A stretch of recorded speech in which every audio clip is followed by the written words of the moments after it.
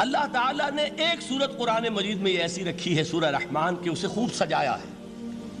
اس میں الفاظ کا در و بست، اس کا اپنا ایک ڈیوائن میوزک ہے. وہ تو اللہ تعالیٰ قراء جو ہے خاص طور پر مصر کے قراء، اللہ تعالیٰ ان پر رحمت نازل فرمائے، ان کی خطاؤں سے درگزر کرے. جس طرح قرآن کے انٹرنسک میوزک کو انہوں نے واضح کیا ہے. واقعہ یہ ہے کہ اگر یہ لوگ نہ ہوتے، شیخ عبد الباسط محمد عبد الصمد، شیخ محمود خلیل الحصری، یہ لوگ کہ جنہوں نے قرآن کے اس غنا، میوزک، یہ لفظ جو ہے آپ حیران نہ ہو کہ میں یہ کوئی شاید توہین کر رہا ہوں قرآن کی، حضور نے یہ لفظ استعمال کیا ہے. تغنو، اس قرآن کو اچھی سے اچھی خوشلحانی کے ساتھ پڑھو. من لم یتغن بالقرآن فلیس منا، جو قرآن کو بہتر سے بہتر انداز میں، اچھی سے اچھی آواز میں، خوشلحانی کے ساتھ پڑھنے کی کوشش نہیں کرتا، وہ ہم میں سے نہیں ہے. بلکہ ایک مرتبہ حضور رات کے وقت آپ گشت پر تھے اپنے ساتھیوں کے حالات معلوم کرنے کے لیے.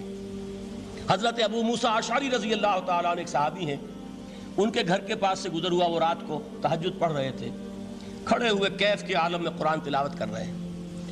حضور کو بہت پسند آئی ان کی قرات، کافی دیر تک وہاں کھڑے سنتے رہے.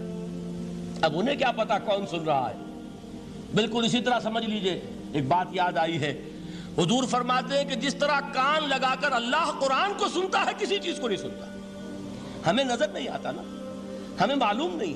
ہم قرآن پڑھ رہے ہیں تو سننے والا کون ہے؟ سب سے زیادہ کان لگا کر خود اللہ. یہاں اس لیے مجھے یاد آیا کہ ابو موسیٰ اشعری کو کیا پتا تھا کہ کون سن رہا ہے. وہ اپنی کیفیت میں نماز میں تہجد میں قرآن کی تلاوت کر رہے تھے. اور ظاہر بات ہے ان کے گھر ایکڑوں میں بنے ہوئے نہیں تھے، ایک ایک کمرہ، ایک ایک کوئی حجرہ، ایسے ہی تو گھر تھے نا صحابہ کے. لہذا حضور پاس سے گزرے، آواز آئی، کافی دیر سنتے رہے. اس کے بعد آپ تشریف لے گئے. صبح فجر میں ملاقات ہوئی تو حضور نے تحسین کے انداز میں فرمایا، یا ابا موسیٰ انک قد اوتیت مزمارا من مزامیر آل داؤد. اے ابو موسیٰ، تمہیں تو آل داؤد کے سازوں میں سے ایک ساز اللہ نے عطا فرما دیا ہے. جس طرح حضرت داؤد، لہن داؤدی مشہور ہے کہ جب وہ پچھلے پہر رات کو حمد کے ترانے الاپتے تھے، قرآن میں ہے کہ پرندے شامل ہو جاتے تھے ساتھ، اور پہاڑ وجد میں آتے تھے، پہاڑ بھی ان کے ساتھ شریک ہوتے تھے. تو جس طرح کا اللہ نے ان کو لہن عطا فرمایا تھا، حضور نے تحسین کے انداز میں فرمایا، ہے ابو موسیٰ اشعری، اللہ نے تمہیں بھی آل داؤد کے سازوں میں سے ایک ساز عطا فرمایا.